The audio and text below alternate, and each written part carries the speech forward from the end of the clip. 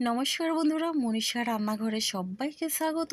প্রতিদিনের মতো আবারও নিয়ে চলে এলাম দুর্দান্ত স্বাদের একটা রেসিপি। আর এটা হচ্ছে নিরামিষ কুমড়ো রেসিপি।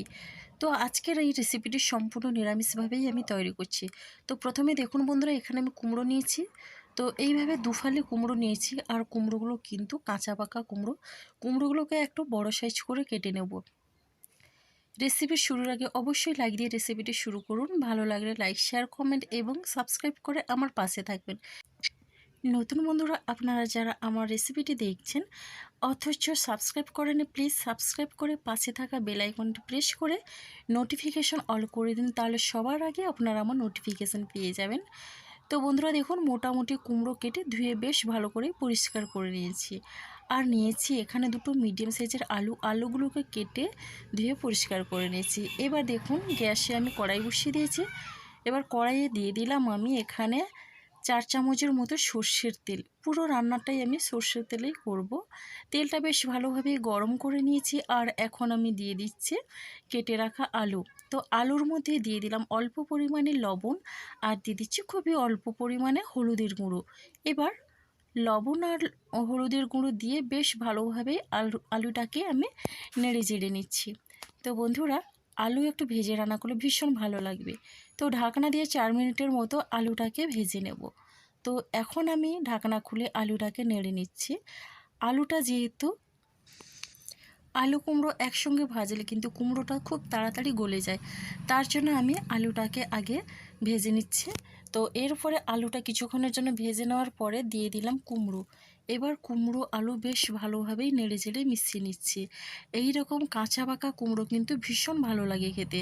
তো এরপরে দেখুন, এখানে আমি অল্প পরিমাণে লবণ দিয়ে দিচ্ছি। তো আলু ভাজার জন্য অল্প পরিমাণে লবণ দিয়েছিলাম, এবার কুমড়োর জন্য অল্প পরিমাণে লবণ দিলাম। এবার বাকি লবণটা কিন্তু আমি পরে দেবো। তো এখন আমি লবণটা দিয়ে বেশ ভালোভাবেই আলু কুমড়ো নেড়ে নিচ্ছি। আর এখন আমি এটা ঢাকনা দিয়ে 5 মিনিটের মতো রান্না করে নেব। তো বন্ধুরা দেখুন, এখন আমি ঢাকনা দিয়ে দিলাম। আর এদিকে একটা মশলা করে নিচ্ছি। তো মশলার জন্য আমি শিলপাটায় এখানে দিয়ে দিচ্ছি আদা আর কাঁচা লঙ্কা।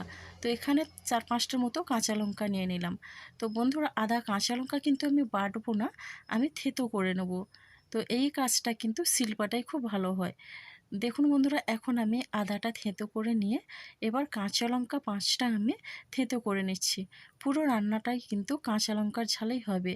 তো এই রেসিপিতে খুব একটা ঝালের দরকার হয় না, শুধুমাত্র কাঁচা লঙ্কা দিয়ে রান্না করলে বেশ ভালো লাগে।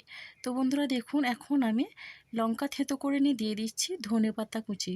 ধনেপাতাটাকে আমি কেটে রেখেছিলাম, আর ডাঁটি শুদ্ধ আমি দিয়ে দিচ্ছি।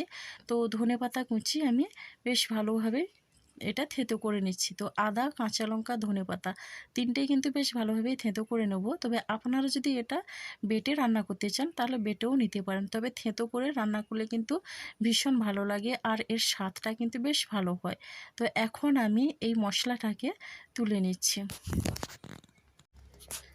তবে আরও একটা সিক্রেট মশলা আছে, সেটা দেখার জন্য অবশ্যই ভিডিওটি শেষ পর্যন্ত দেখতে থাকুন, তাহলে বুঝতে পারবেন কিভাবে আমি এই কুমড়োর তরকারিটা রান্না করি। তো দেখুন বন্ধুরা, এখন আমি ঢাকনা খুলে এখন বেশ নেড়ে চেড়ে নেব। তো বন্ধুরা, কুমড়োর এই রেসিপিটা শুধুমাত্র রুটি পরোটার সঙ্গে নয়, এটা কিন্তু গরম ভাতেও দারুণ লাগে। কুমড়ো এইভাবে রান্না করলে কিন্তু দুর্দান্ত একটা স্বাদ পাওয়া যায়। তো এইভাবে দেখুন বন্ধুরা, রান্না করে নেব কুমড়োটা। আর এখন আমি চেক করে নিলাম আলু কিন্তু সেদ্ধ হয়ে গেছে। এখন আমি এটা নামিয়ে নিচ্ছি। যারা কুমড়ো খেতে পছন্দ করে না, কুমড়োর এই রেসিপিটা একবার হলেও রান্না করে দেবেন, দেখবেন আঙুল চাটবে। তো যাই হোক, এখন কুমড়োটা নামিয়ে নিয়ে কড়াইয়ে দিয়ে দিলাম আরও 3 চামচের মতো সর্ষের তেল। তেলটা গরম করে দিয়ে দিলাম 1/2 চামচ পরিমাণে 5 ফোড়ন। 5 ফোড়নের আলাদা একটা গন্ধ আছে, দুর্দান্ত লাগে কিন্তু। তো এরপরে আমি দিয়ে দিচ্ছি থেঁতো করে রাখা মশলা, আদা, কাঁচা লঙ্কা আর ধনেপাতা। তো দেখুন, থেঁতোটা কিন্তু আমি এইভাবে করেছি। তো এখন বেশ ভালোভাবেই আমি নেড়েচেড়ে মশলাটাকে হালকা একটু কষিয়ে নিচ্ছি। তো যতক্ষণ না মশলার কাঁচা গন্ধটা চলে যায়। এখন আমি খুবই ছোট একটা টমেটো কুচি দিয়ে দিলাম। টমেটোটা দিয়ে বেশ ভালোভাবে নেড়েচেড়ে নিচ্ছি। টমেটোর পরিমাণটা এখানে আপনারা আপনাদের প্রয়োজন মতো নিতে পারেন। তো এরপরে আমি এখানে দিয়ে দিচ্ছি হলুদের গুঁড়ো, আর দিয়ে দিচ্ছি লঙ্কার গুঁড়ো। এটা কাশ্মীরি লাল লঙ্কার গুঁড়ো, কালারের জন্য, ঝাল হবে না অথচ কালারটা সুন্দর আসবে। তো বন্ধুরা দেখুন, এখন আমি হাফ চামচ হলুদের গুঁড়ো আর লঙ্কার গুঁড়ো দিয়ে বেশ ভালোভাবে নেড়ে চেড়ে নিচ্ছি। আর এরপরে আমি ঢাকনা দিয়ে 1 মিনিটের জন্যে এটা রান্না করে নেব। এতে করে কিন্তু টমেটোটা অনেকটা নরম হয়ে যাবে আর গলেও যাবে।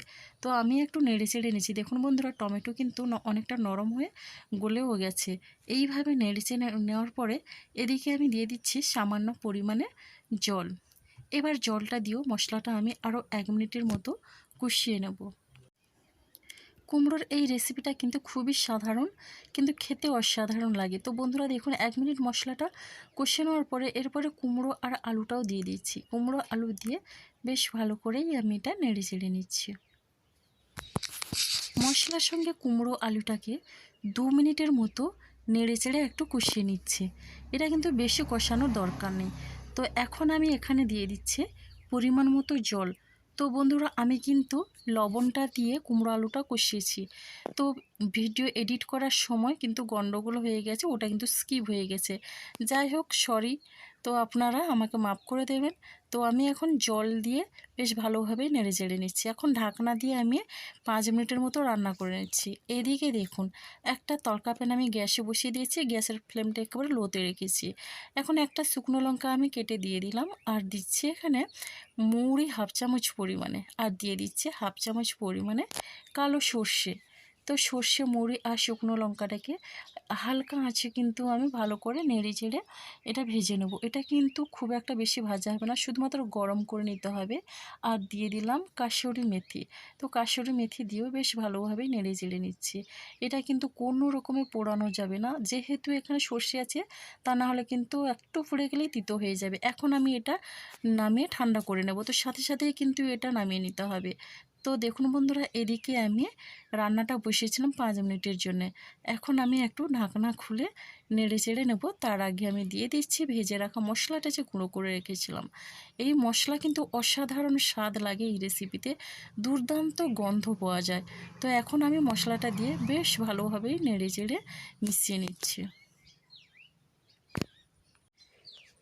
আর এই কুমড়ো রেসিপিতে এই মশলাটা হচ্ছে আসল। এই মশলা দিয়ে রান্না করলে কিন্তু দুর্দান্ত লাগে কুমড়োর এই রেসিপিটা। তো বন্ধুরা দেখুন, এখন আমি মশলাটা দেওয়ার পরে ঢাকনা দিয়ে আরও 2 মিনিটের মতো রান্না করে নেব। তো দেখুন বন্ধুরা, 2 মিনিট পরে ফিরে এলাম আর কালারটা দেখুন দুর্দান্ত হয়েছে। এখন আমি দিয়ে দিচ্ছি হাফ চামচের থেকে একটু কম চিনি।